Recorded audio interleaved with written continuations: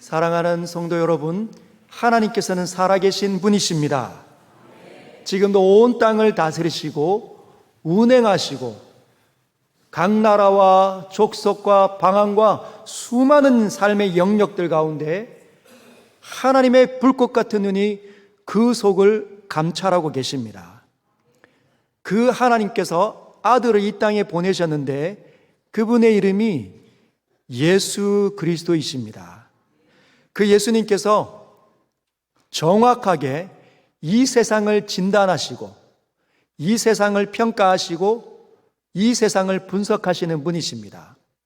그분이 오늘 우리에게 한 비유를 들려주고 계십니다. 이 비유는 교회를 다녔던 분들은 그동안 수도 없이 들어왔고 이제 처음 들으신 분들은 잘 집중해서 한번 들어보시길 바랍니다.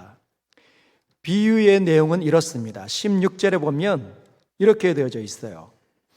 또 비유로 그들에게 말씀하여 이르시되 한 부자가 그 밭에 소출이 풍성하매, 우리 자막도 좀 띄워주십시오. 16절에 보면 비유로 말씀하시는데 한 사람을 등장하십니다. 한 사람을 등장시키는데 그 사람이 이름은 이야기하고 있지 않고 부자라고 소개하고 있어요. 여러분들은 부자이십니까? 그 부자는 이렇게 표현하고 있습니다. 밭에 소출이 풍성하다. 밭에 소출이 풍성하다. 지금 가을 들녘에 나가보시면 논에 벼들이 아주 잘 익었습니다. 이제 막 추수를 하고 있는데 그 벼가 풍성하게 곡식을 익어낸 겁니다. 배추와 물을 심고 뿌렸더니 엄청 잘 자라는 거죠. 보리가 풍년을, 사과와 감나무가, 배나무가 엄청나게 잘 열리는 겁니다. 예를 들면은 그렇게 농사 지으신 분들은 그렇게 소출이 풍성하게 거둬질 때 마음이 흡족하죠. 도시에는 이렇게 표현할 수 있습니다. 공장을 이렇게 가지고 있는 사람이 또는 회사를 이렇게 경영하는 사람이 늘 힘쓰는데 한 해 매출이 잘 거둬지지 않다가 올해는 예상치도 못한 그런 거래처를 만나가지고 어마어마한 매출이 막 쏟아져 나오는 겁니다. 그래서 풍성한 그 수입 때문에 계좌를 한두 개 막 더 열기 시작한 거예요. 통장이 막 이렇게 장수가 부족해가지고 막 찍어 나가는 겁니다. 이야, 이렇게 잘 될 일이. 여러분 부자이십니까? 여러분 부럽습니까? 부러우면 지는 겁니다. 17절에 그가 이렇게 이야기하고 있습니다. 심중에 생각하여 이르되 내가 곡식 쌓아둘 곳이 없으니 어찌할까 하고, 곡식을 거둬들이는 수입이 주체할 수 없어가지고 거래하는 은행을 한두 개, 막 서너 개가 막 생겨나기 시작했다는 거예요. 이야, 이런 일이 일어나는구나. 역시 인생은 꼭 살아봐야 해. 풍년이 와도 문제구나. 어떻게 할까? 그래서 이 사람이 한 생각을 한 겁니다. 18절에 보니까 또 이르되 내가 이렇게 하리라. 내 곡간을 헐고 더 크게 짓고 내 모든 곡식과 물건을 거기 쌓아두리라. 지금 있는 곡간으로는 이거 커버가 안 되는 겁니다. 이게 안 되는 거죠. 그래서 사람들을 불러도 야, 여기 무너뜨려. 아니 주인님, 이걸 무너뜨리면 어떻게 합니까? 더 크게 지을 거야. 더 크게 지어도 괜찮아 하고 막 어마어마한 건물과 창고를 짓는 겁니다. 그리고 그것을 보고 이렇게 뿌듯해하는 거죠. 19절 또 내가 내 영혼에게 이르되 내 영혼아, 여러 해 쓸 물건을 많이 쌓아두었으니 이제 평안히 쉬고 먹고 마시고 즐거워하자 하리라 하되, 야, 이제 떵떵거릴 만한 재산을 모았다. 여러분들은 부자이십니까? 어떤 마음이 드십니까? 이 사람은 그 해에 벌어들인 수입 때문에 자녀가 자녀를 낳고 그 자녀가 자녀를 낳고 몇 대가 지나도록 그냥 평생 쓰고 마실 만한 그런 재산을 모았습니다. 이제 일 안 해도 되겠다. 벤츠도 사고 골프도 치고 해외여행도 다니고 정말 가장 좋은 땅에, 가장 비싼 땅에 아파트 여러 채, 담이 높은 그런 마당이 넓은 그런 잔디밭이 있는 그런 집 여러 채 사. 그리고 아내의 명의로도 주고 자신의 명의로도 여러 채 있고 자녀들에게도 여러 채 주는 거죠. 세금 걱정할 필요가 없습니다. 그런 수입이 있는 겁니다. 여러분은 부자이십니까? 마음에 어떻습니까?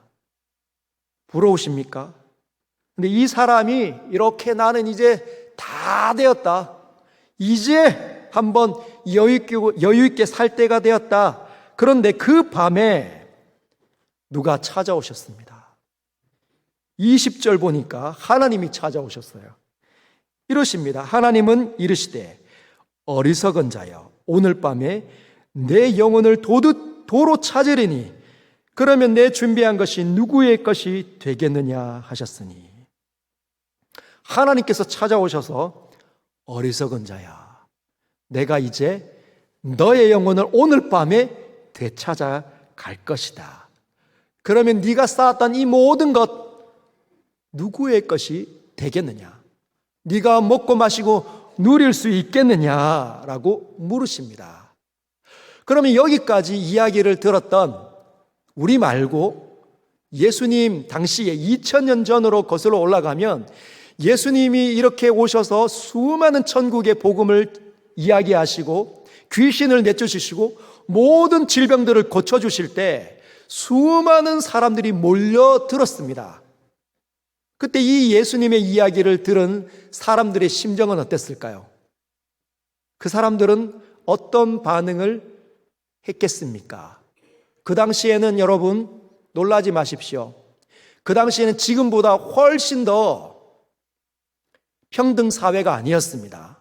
힘 있는 사람, 부와 명예와 권력의 중심에 있는 사람들이 사회에 있는 경제력의 90%를 가지고 있고 90%를 가지면 나머지 10%를 나머지 사람들이 그 10%를 나누어 갖는 구조였습니다. 그러면 대다수 사람들은 다 가난한 거예요. 다 부자가 되지 못합니다. 부자하고는 거리가 너무 먼 사람들이 그 당시의 사람들인데 어떤 마음을 가졌을까요? 아, 부자. 밭에 소출이 너무 풍성해서 쌓을 곳이 없었던 사람, 나도 그렇게 한번 살아봤으면 좋겠다. 그런데 떵떵거리고 자녀들까지 이제 먹고 마시고 누리자 할 때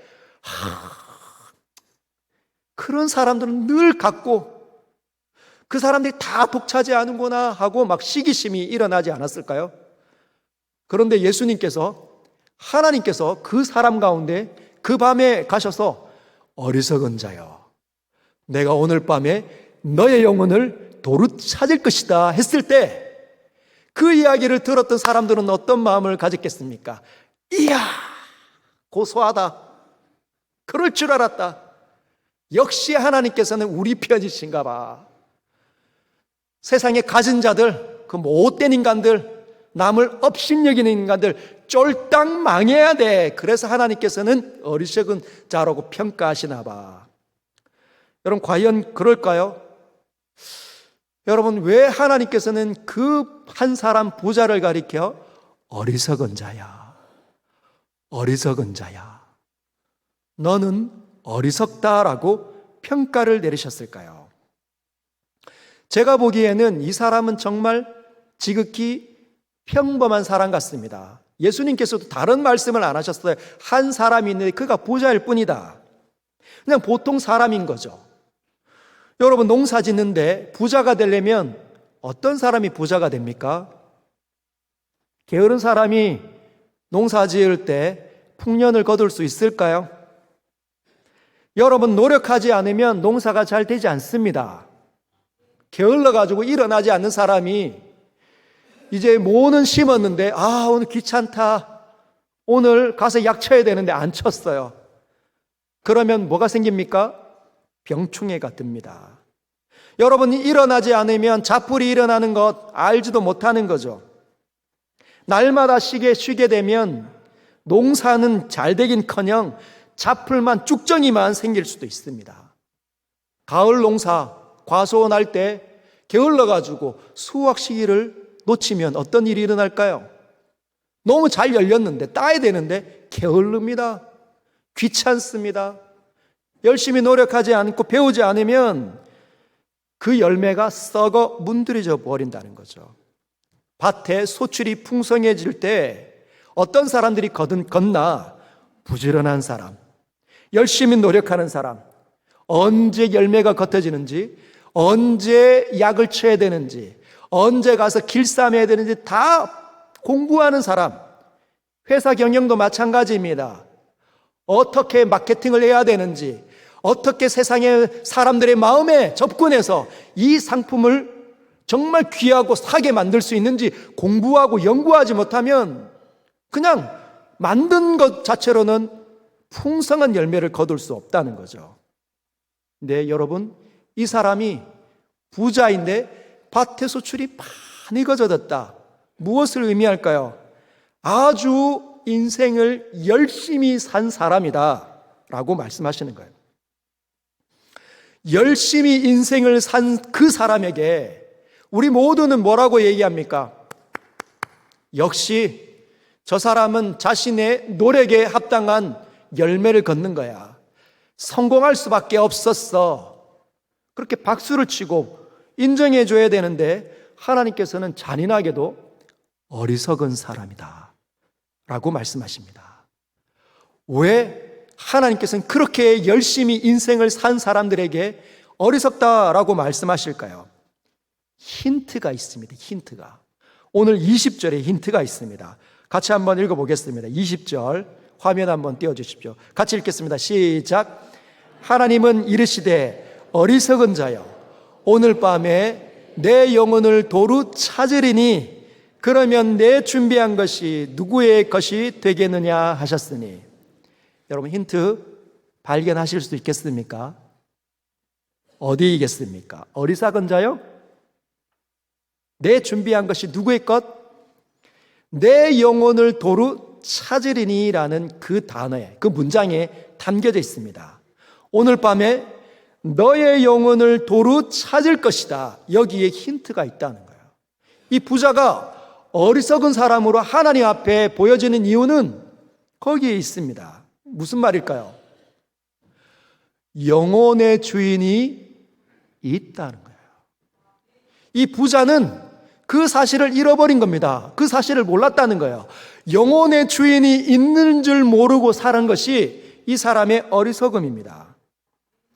사랑하는 여러분, 사람은 이 땅에 있는 수많은 피조물과는 다릅니다.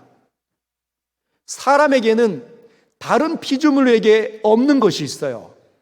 다른 피조물들도 눈 2개고 귀가 2개고 코가 있고 입이 있고 팔과 다리가 있고 몸 2마리가 있죠. 그러나 하나님께서는 그 사람과 비슷해 보이지만 그들과 사람은 다르게 지었다 말합니다. 뭐가 주어져 있느냐? 하나님을 닮아 있는 영혼이 그 사람들에게 숨겨져 있다는 거죠. 사람은 이 땅에 존재할 때 우리가 알지는 못하지만 우리의 몸 사지백체와 완전히 연합하는, 하나가 되도록 연합하게 만들어진 영혼이 같이 주어져 있습니다. 이 영혼은 다른 피조물과는 완전히 구분짓는 겁니다. 어떤 것일까요? 하나님께서 이 세상을 지으시고 이 세상을 평가하시고 이 세상을 움직이게 하시잖아요. 그 하나님을 가리켜 영으로 존재하시는 하나님, 이렇게 얘기합니다. 근데 사람이 그 영으로 존재하시는 하나님의 이 존재 방식과 비슷한 게 들어와 있습니다. 그게 영혼이에요. 영혼이 있기 때문에 하나님처럼 비슷한 행동을 합니다. 뭘까요? 이 세상을 분별한다는 거예요. 이 세상을 진단한다는 겁니다. 이 세상을 평가내리고 분석하고 연구하고 공부한다는 거죠. 그래서 무엇이 옳은지, 무엇이 그런지를 자꾸만 연구하고 자꾸만 알고 싶어 하는 게 바로 인간의 독특한 특징입니다. 여러분, 인간 말고 눈 2개 있고 귀 2개 있고 코 있고 입 있고 팔다리가 있는 개나 돼지나 또는 인간과 매우 흡사하다고 말하는 원숭이가 세상을 분석합니까? 원숭이가 변해서 사람이 되었다고 말하지만 그 원숭이는 1000년 전에도 이 세상을 분석하거나 평가내리지 않았습니다. 무엇이 옳은지, 무엇이 그른지, 다음 생애가 무엇이 있는지 보이지 않는 철학적인 질문들을 하지 않는다는 거예요. 누구만 합니까? 오직 인간들만이 분석하고 연구하고 남편의 도리가 뭔지, 아내가 도리가 뭔지, 가정이 왜 생겨났는지, 이 가정을 통해서 무슨 일을 해야 되는지를 늘 연구하는 존재가 인간입니다. 그런데 이 인간이 이 안에 있는 영혼이 어디에 영혼이 있는지 모릅니다. 머릿속에 있는지 마음에 있는지 너무 몸과 하나가 딱 밀착되어져 있으니까 어디에 있는지 모르지만 영혼이 주인이 따로 있다는 거예요. 저와 여러분들은 하나님께서 영혼을 불어넣으시며 육체와 함께 연합되어서 이 땅에 호흡하며 살아라라고 할 때 그때만 우리는 존재할 수 있습니다. 이 땅에 존재하고 싶어서 존재하는 사람이 있습니까? 아무도 없다는 거죠. 하나님의 허락할 때만 이 땅에 살아갑니다. 이 땅의 인생을 살아가게 된다는 거죠. 그런데 여러분, 이 부자가 어리석은 것은 열심히 산 것이 문제가 되는 게 아닙니다. 그가 인생을 최선을 다해서 노력하고 부지런 떠는 것이 잘못이 아니에요. 그것 때문에 어리석다라고 말한 게 아닙니다. 열심히 산 것밖에 없기 때문에 어리석다라고 말씀하셨다는 거죠. 여러분, 우리 모두는 이 땅에서 존재하는 시간 속에서 살아가다가 멈추는 시간을 경험하게 될 것입니다. 그게 죽음인 것이지요. 여러분, 이 죽음은 이 땅에 있는 모든 피조물들이 경험하는 절대적인 진리입니다. 아무리 죽음에서 벗어나고 싶어 한다 하더라도 벗어날 수 없고 너무너무 두렵고 끝까지 나를 쫓아와서 결국은 나를 언젠가는 사로잡기 때문에 떠올리기 싫어하니까 죽음이 나랑 먼 것처럼 이야기하지만 우리는 다 알고 있습니다. 언젠가는 죽음이 열심히 달려와서 도망질하는 뜀박질하는 내 인생을 사로잡을 때가 올 거라. 그러면 놀랍게도 여러분, 그때 육체와 영혼이 하나였는데 그 순간 분리가 된다는 거예요. 이 육체는 땅에 이제 묻혀져 가지고 썩어서 분열되지만 영혼은 어디로 가냐? 영혼의 주인 앞으로 불려가는 일이 일어난다는 거죠. 히브리서 9장 27절에 이렇게 되어져 있습니다. 하나님 말씀입니다. 한번 같이 읽겠습니다. 시작. 한번 죽는 것은 사람에게 정해진 것이요 그 후에는 심판이 있으리니. 한번 이 죽음은 벗어날 수 없는 절대적인 진리이다. 그러나 그 후에는 영혼의 주인에게로, 영혼을 주신 그 하나님에게로 이 우리 전체가, 인격 자체가 불려간다는 겁니다. 심판이라는 말은 재판이라고 바꿀 수도 있겠죠. 하나님 앞에 가게 되면, 영혼이 분리되어서 하나님 앞에 불려가게 되면 재판을 받는데, 이 재판은 한 사건에 대해서 정확하게 진단해내는 부분입니다. 이를 재판이라고 이야기하죠. 이 사건에 대해서, 이 사람에 대해서 어떤 잘못이 있는지, 어떤 그릇된 행동이 있었는지를 정확하게 분석해서 진단해서 선포하는 게 재판입니다. 하나님께서 우리 영혼을 부르셔서 재판하신다는 거예요. 어떤 재판일까요? 하나님께서 주신 영혼이니까 얼마나 귀합니까? 사랑하는 여러분, 인생을 값어치 없게 여기지 마십시오. 인생으로 태어난다는 것은 얼마나 존귀한지 모릅니다. 한 번밖에 없는 이 인생, 귀하고 복되게 살아야 되는데 하나님께서 그걸 요구하시지 않겠습니까? 그런데 여러분, 재판할 때 하나님 앞에서 우리는 다 잊었어요. 어릴 때 친구랑 소꿉놀이 하면서 어떤 생각했는지, 어떤 일이 있었는지, 어떤 좋은 일을 했는지, 어떤 나쁜 짓을 했는지 우리는 벌써 다 잊었지만 하나님께서는 태어날 때부터 지금까지에 있는 모든 생각 속에 지나간 거, 말 속에 머물렀던 거, 손과 발이 행동했던 그 모든 것들, 심술, 때로는 심술, 때로는 거짓말했던 거, 때로는 부모님 마음을 속상하게 했던 거, 그 모든 것들이 얼룩져서 하나님 앞에 평가 내려진다는 겁니다. 열심히도 살았고 최선의 삶을 살면서 열심히 가정을 일구기 위해서 노력을 했지만 여러분, 그것으로는 나쁜 평가를 받을 수도 있다는 거예요. 왜? 이 부자처럼 어리석다. 21절에 이렇게 되어져 있습니다. 한번 읽어볼까요? 자기를 위하여 재물을 쌓아두고 하나님께 대하여 부여하지 못한 자가 이와 같으니라. 여러분, 열심히 살았지만 인생을 하나님 앞에 평가를 내려보니 하나님 앞에서 부유한 삶, 정말 선하고 복된 삶, 아름다운 삶이 하나도 없는 겁니다. 있어도 별로 내세울 것이 없는 거죠. 왜? 좋지 않은 게 훨씬 더 많은 것 같으니까. 무엇보다도 하나님께 대한 마음이 하나도 없다는 거예요. 하나님께서 인생을 주셨는데 하나님을 생각하지 못하고 살아왔던 흔적 때문에 나쁜 평가를 받았다는 것입니다. 여러분, 왜 이렇게 하나님께서 비유를 하셨을까요? 예수님께서. 이 비유는 그냥 비유입니다. 실제로 일어난 이야기가 아니에요. 왜 하셨을까요? 그 내용이 13절과 15절에 있습니다. 자, 한번 보겠습니다.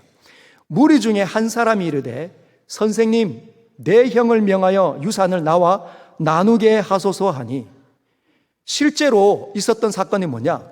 예수님을 따라다니는 수많은 사람들이 있는데 그 중에 한 사람이 마음속에 고민이 있는 겁니다.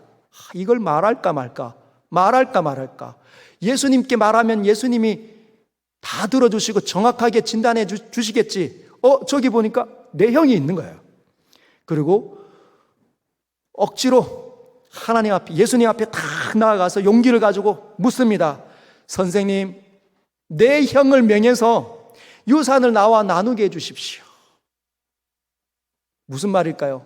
내 형이 아버지가 물려주신 유산을 혼자 꿀꺽한 겁니다. 독차지한 거예요. 여러분, 아버지가 한 100만 원 이렇게 유산 물려준다고 해서 그거 싸우겠습니까? 형이 100만 원 꿀꺽했다고 해서 싸움이 일어납니까? 안 일어나겠죠. 언제 다툼이 일어납니까? 아버지가 유산을 많이 남겨주시면 줄수록 마음이 어려워지고 힘들어지는 겁니다. 내 형이 꿀꺽하다니 못된 형. 선생님, 예수님께 선생님, 저기 있는 저 형이 아버지의 재산을 혼자 다 차지했어요. 야단 좀 쳐주세요. 그런데 예수님이 14절에 이렇게 이야기하십니다. 이 사람아, 누가 나를 너희의 재판장이나 물건 나눈 자로 세웠느냐?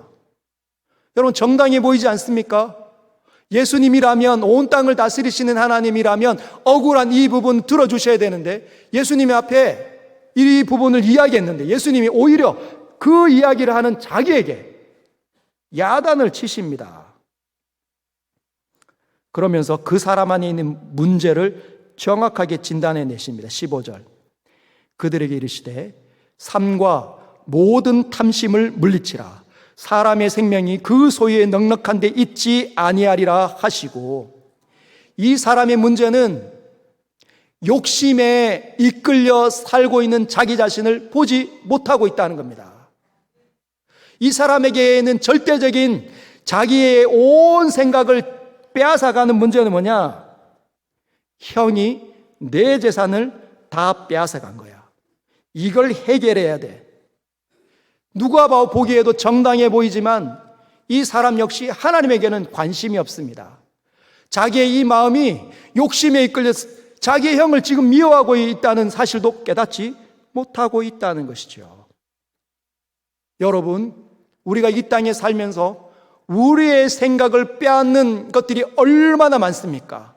우리의 자신이 잔인하게 변해가는데도 불구하고 모르게 만드는 것, 고집스럽게 만드는데도 모르게 만드는 것, 사랑하라고 준 남편과 아내 서로 다투는데도 불구하고 그 모습을 보는 자녀들도 힘들어하는데도 불구하고 개의치 않게 만들게 만드는, 내가 이렇게 변해왔다는 사실조차도 모르게 만드는 것들이 얼마나 많습니까? 그러나 여러분, 하나님을 알게 되면 달라진다는 거예요. 영혼의 주인이 있다는 사실을 발견하면 그때 다릅니다. 여러분, 오늘 이 본문을 처음 들으시는 분들도 계시고 여러 번 들으시는 분들도 계시지만 2000년 동안 여러 나라 가운데 수많은 시간들 속에 이 말씀 때문에 자기를 살펴서 하나님의 음성을 들은 사람들이 얼마나 많은지 모릅니다. 아, 내가 결국은 인생이 끝이 날 때가 있겠지. 이렇게 아름답게 살지 못하고 내 인생을 허락하신 하나님을 사랑하며 찬양하며 예배 한번 드리지 못하며 살아온 내 자신이 너무나 부끄럽구나. 그래서 이 모든 것들 가운데 내가 살리는 사람이 아니라 망치는 사람으로 그렇게 살고 있는데도 모르고 있었구나. 하나님 앞에 가서 할 말이 하나도 없구나 하고 그 자리를 뛰쳐나온 사람들이 얼마나 많은지 모릅니다. 사랑하는 여러분, 오늘 우리는 모두가 기회를 받았습니다. 한 주간 동안 우리를 흔들려고 했던 수많은 문제 가운데 나빠진 사람들도 여럿 계실 수 있습니다. 그러나 우리 모두는 영혼의 주인에게로 돌아갈 기회를 지금 얻고 계십니다. 하나님께서 우리를 이끌어 가시리라 믿습니다. 여러분들을 부르신 하나님 앞에 올바로 반응해 주시길 주님의 이름으로 축복합니다.